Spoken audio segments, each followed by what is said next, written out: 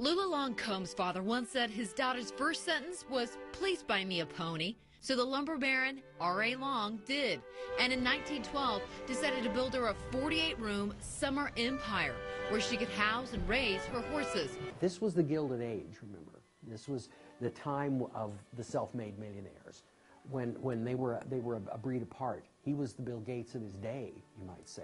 R.A. Long was one of the richest men in the country, and in just a little more than a decade, he rose from nothing to an estimated worth of $40 million, all thanks to lumber and the country's early 1900s building boom. I think there was a lot that fed his ego at the same time about being able to do these things.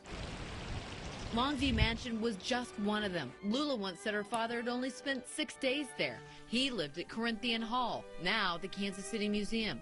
From there, he employed 2,000 workers from around the world to build her a mansion and farm, the country's largest construction project at the time. It was a rich man's toy. Beyond the 30 miles of whitewashed fences, he continued on with a chapel, a dairy, a schoolhouse, her own telephone service, state-of-the-art barns, a racetrack, and show horse arena, all for his baby girl Lula. At one point, they were the largest breeder of raiser of carnations in the state of Missouri. Why did they build all these things?